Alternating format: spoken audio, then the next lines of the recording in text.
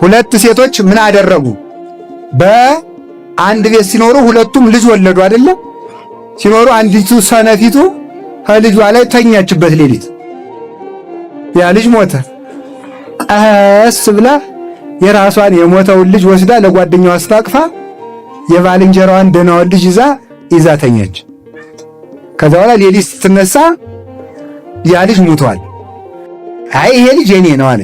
የኔ ነው፣ ያችም የኔ ነው፣ ያችም የኔ ነው፣ ያችም የኔ ነው አለ። አሁን ምን ያስፈልገዋል? ይሄ ጥበብ ያስፈልገዋል። በጥበብ የሚመሩ ነገስታትን እሰጣቸዋለሁ ያለው ለዚህ ነው። ፍርድ ለይተው የሚፈርዱ ማለት ናቸው። አይዲያ እንግዲህ ዙሮ ልጁ ይደግና ኋላ ወይ ሁላችሁን የሚጦር ነበር የሚል ዛሬ ቢሆን ወይም ሌላ ወይም ደግሞ የሚያደርገውን አናውቅም። እንግዲህ ዕውቀት የለም፣ ጥበብ የለም። ዝም ብሎ ቀድሞ የደረሳቸውን መረጃ ይዘው የሚፈርዱ ናቸው በዚህ ዓለም ያሉት። ከዛ ሰሎሞን ግን ምን አረገ? ተመልከቱ። አስቀድሞ አባቱ እንደሞተ እሱ የ12 ዓመት ብላቴና ነው። ማን? ሰሎሞን። ምን አለ? እስራኤልን የምመራበት ጥበብ የለኝምና የሰራዊት ጌታ እግዚአብሔር ጥበብ ስጠኝ ነው። ጥበብ ስጠኝ ብሎ ጸለየ። ሰሎሞን ካንተ አስቀድመው እንደነበሩ ነገስታት ካንተም በኋላ እንደሚመጡ ነገስታት ሀብትንና የግዛት ስፋትን ሳትለምን ሌሎች ያለመኑኝን ጥበብ ለምነኛልና ያለመንከኝን ሀብት ጨምሬ እሰጥሃለሁ። ጥበብ ስለለመነው ማለት ጥበብ ሀብት ከመለመን ጥበብ መለመን ነው የሚሻለው። ዕውቀት ከመለመን ጥበብ ዕውቀትም እኮ ጥበብ ከሌለበት አይረባም። ለዕውቀትም ጥበብ ያስፈልገዋል። ዕውቀት ራሱ ማለት ነው። አሁን አንድ ሰው ያወቀውን ሁሉ አምጥቶ ቢዘረግፍ ችግር አይሆንም እንዴ? ችግር እኮ ነው በእውነቱ ማለት ነው። አሁን አንድ ብርጭቆ ነው ይዤ እኔ ልጠጣ ነው ጠላ ለምሳሌ እኔ አንድ ብርጭቆ ይዤ የጋኑ ነው እዚህ ላይ ቢያፈሰው ችግር አይደለም እንዴ? ጠላው ይደፋል እኮ በእውነቱ ማለት ነው። ሳይረባ ቀር ማለት ነው። ሰው ያወቀውን ሁሉ ከተናገረን ችግር ነው። መጠን አለው፣ ጊዜ አለው ሁሉም ነገር። ለዕውቀትም ጥበብ ያስፈልገዋል። ለትዳር ጥበብ ያስፈልገዋል። ለክህነት ጥበብ ያስፈልገዋል። ለአስተዳደር ጥበብ ያስፈልገዋል። ለንግድ ጥበብ ያስፈልገዋል። ለሁሉም ነገር ጥበብ ያለው ሰሎን ጥበብ ስጠኝ መድኃኔ ፈጣሪዬ እንደ አባቴ እንደ ዳዊት አስተካክዬ እንድመራ ጥበብ ሰጠው፣ ሀብት ጨመረለት። ኋላ ምን አደረገ? አይ እስኪ አምጡት ተባለ። አይ እንግዲህ ተመልከቱ፣ አይደረስ እኮ ነው እናንተ። እንግዲያስ በሉ ደህናውን ልጅ በሰይፍ ከፈሉና እኩል አካፍሏቸዋል። ከዚያ በኋላ ያቺ አይ ዞሮ ብቻ የሱ አይሁን እንጂ ይከፈል ልጁ አለች። ይከፈል ያለች አንዳንድ ሰው የለም የት አባቱ ብቻ እሷ አትብለው እንጂ ይጥፋ የሚል ሰው አለ በእውነቱ ማለት ነው። አንዳንድ ሰው እኮ እንደው ሰይጣን የሆነ ምቀኛ ማለት ነው በእውነቱ ማለት ምን አለ ቢበላል እንሳይ ብቻ እንኳን ነገሌ ያልበላው እንጂ እንዳሻው ይግብ ገደል ይግባ እንደው ጉድጓድም ቀፍሮ ይፍሰስ ብቻ እንኳን ነገሌ ለገሌ ያልሆነ የሚል ሰው ማለት ነው። ምቀኝነት ማለት ነው። አሁን አንዳንድ ጊዜ መናፍቃኑ ስታያቸው ድንቅ ያደርጉኛል። ከበሮ ኃጢአት ነው ይላሉ፣ ግን የኛን ለማበላሸት ከበሮ ይዞ ይመታሉ። ግን መቋሚያ አያስፈልግም ብለው ከሰበኩ ብዙ ዓመታቸው ነው። ግን የኛን መቋሚያ ለማሰደብ ምን ያደርጋሉ? መቋሚያውን ቀይ ቢጫ አረንጓዴ ሰንደቅ ዓላማ የቤተ ክርስቲያን እንዳይሆን ጣዖት ነው እያሉ ሲሰድቡት ነበር። ደግሞ አሁን ምን እያደረጉ መሰላችሁ? መንደር ለመንደር ደግሞ ቀይ ቢጫ አረንጓዴቱን እያስለበሱ ቤተ ክርስቲያን እንዳትሄዱ፣ ስጋው ደግሞ እንዳትቀበሉ፣ ካህናትን እንዳታሳለሙ፣ የኢትዮጵያ ትንሣኤ ተዳርሷል፣ ቀይ ቢጫ አረንጓዴውን ባንዲራ ምልክት አድርጉት። ይኸው ደግሞ ችግር። አሁን ከዚህ በኋላ ቀይ ቢጫ አረንጓዴ ባንዲራ ከመስኮት ላይ ምልክት ማድረግ አያድንም ብለን ስንሰብክ ደግሞ ምን ሊያረጉ ነው ማለት ነው? ይኸውላችሁ ቤተ ክርስቲያኒቱ ተሳስታለች አላላችሁ? እኛ ራሱም እንድንጠላው ማድረግ ማለት ነው። የራሳችንን ነገር እንድንጠላው መናፍቃን ቀድመው የኛ የሆነውን ነገር ይዙታል። ልብ ብላችሁ ትሰሙ እንደሆነ በሐዲስ ኪዳን ለኛ ቀስተ ደመናችን 3 ነገሮች ናቸው። ልብ ብላችሁ አስተውሉ። ሰውን ከሞት የሚያድኑን ይሄንን ባንዲራ ከመስኮት ላይ ብታውለበለው ሞት ምንድን እንዳይመስል ጌታዬ የሚያድነው 3 ነገር ነው። የሐዲስ ኪዳን የክርስቲያን ቀስተ ደመና አንዲቱ ወላዲተ አምላክ ናት፣ ድንግል ማርያም ናት። አንዱ ቅዱስ መስቀል ነው። አንዱ የክርስቶስ ሥጋና ደም ነው።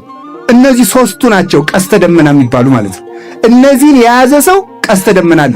ቀስተ ደመናው ለነዚህ ምሳሌ ምልክት የሆነ ነው እንጂ በራሱ የሚሰገድለት የሚጾምለት የሚጸለይለትና አምልኮ የሚቀርብበት አይደለም። ሶስቱ ናቸው። ይሄ ግን ለነዚህ ምሳሌ ሆኖ የመጣ ነው። አሁን በዚህ ሰንደቅ ዓላማ እያጭበረበሩ ከቤተ ክርስቲያን ሰው እየዘረፉ እያወጡ ያሉ ሰዎች አሉ። ለጊዜው ጆሮአችሁን ሊያሳክካችሁ ይችላል፣ ግን ስሙ ዝም ብላችሁ። ኋላ ቆይታችሁ ይገባችኋል። የሰራዊት ጌታ እግዚአብሔር እንዲህ ይላል፣ ጆሮ ጭው የሚያደርግ መከራ አመጣለሁ አለ። በእውነቱ ማለት ነው። ጆሮ ጭው የሚያደርግ መከራ ሳያመጣ ጆሮአችሁን አስተካክላችሁ ስሙ። ከቃሉ ጋር ናችሁን? እግዚአብሔር ከሁላችን ጋር ይሁን። ከዚያ ተመልከቱ ምን አለ? ይከፈል ለኔም ለሷም አይሁን እንጂ ብቻ ከፈሉት፣ ብቻ ለኔም ለሷም አይሆናል። ተኝታበት ልጇን ገላ ማለት። ዛሬ እኮ ሁላችንም ከስንት ነገር ላይ ተኝተንበታል። በእውነት ማለት ተኝተን የገደልነው ብዙ ነገር አለ የተኛንበት። ከዛ በኋላ ሰሎሞን ማለት ይከፈል አለች። ያችኛይቱሳ ኧረ የወለደ አንጀት አይችል አይደለም። አይ ከሚከፈልስ እሷው ትውሰደዋል፣ እሷው ትውሰደው፣ አይከፈል ልጁ አለች። ምን አለ ሰሎሞን? በሉ ልጁ አይከፈልም ያለችው ነው አለ። አወቀ። የወለደ ሰው ይከፈል እንደማይል ተረዳ ማለት ነው። ጥበብ ማለት ይሄ ነው። በጥበብ የሚያስተዳድሩ እረኞችን እሰጣችኋለሁ ያለው ይሄ ነው። ብዙ ጀግና ብዙ ሰራዊት ካለው ሰው ይልቅ ጥበብ ያለው ሰው ይሻላል ማለት ነው። ሕዝብን አስጨንቆ ኋላ የእሱ ልጅማ እንግዲያ ጥበብ ቢያጣ አንዱ መጣና ምን አለው መሰላችሁ? የእሱ ልጅ ኢዮርብዓም መካሪዎች መጥና እናንተ እኔ የሰሎሞን ልጅ ነኝ እስራኤልን እንዴት ልበላቸዋል? እስራኤልን እንዲህ በላቸው። ምን አባቴ በእንጨት ገርፋችሁ እንደሆነ እኔ በጊንጥ ገርፋችኋለሁ አይልም? ሰውን ሰብስቦ ደኮ ይድረስ እኮ ነው እናንተ ነው በል እንግዲህ ማንታያያለን ሆኖ ህዝቡ ማመጽ ጀመረ ማለት ነው። ሆኖት በል ይኸው ጥበብ መጉደል ማለት ሰው ስልጣን ሲሰጡት እንዴው ምን ይላል መሰላችሁ መጽሐፍ? የሪያ አፍንጫ ይቅር የወርቅ ቀለበት በሪያ አፍንጫ አያምርባትም ይላል። በምን በሉ የወርቅ ቀለበት በሉ በምን አያምርም?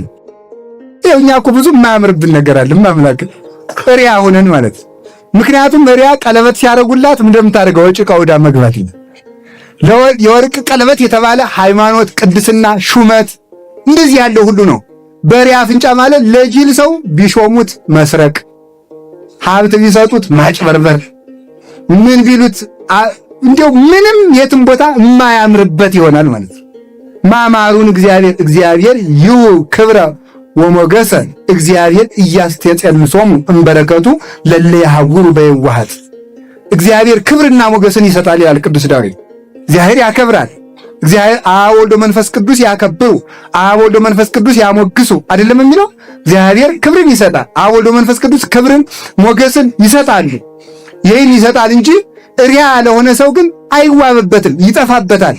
ስለዚህ በጥበብ የሚመሩ እረኞችን እሰጣችኋለሁ ብሎ እግዚአብሔር ለኤርምያስ ተናገረ። አንዱ ጥበብ የሚያስፈልገው ለቤተ መንግስት ነው። አንዱ ጥበብ የሚያስፈልገው ለቤተ ክህነት ነው። ዕውቀት ያስፈልጋል። ዕውቀት እንደው አሁን እኮ ስታዩት ከቃሉ ጋር ነች። ሰው እንደማያውቅ ማስረጃ ለማቅረብ ነገሩ ጅል ይሆናል ነው እንጂ ነገራችሁ ነበር።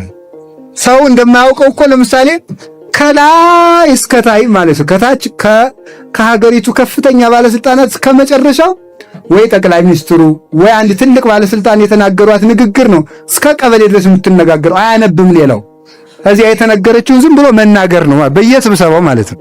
በየስብሰባው በቃ ለምሳሌ አሁን የሰለቹ ቃላት አሉ። ለምሳሌ ሙስና፣ ኪራይ ሰብሳቢነት የሚባሉ ስልችት ያሉ ቃላት ማለት ነው። እነዚህም በሌላ መተካት ይቻል ነበር። ማንበብ የለም ዕውቀት የለም በእውነቱ ማለት ነው። ስለማይል በእውነት ከልቤ ነው የምነግራችሁ።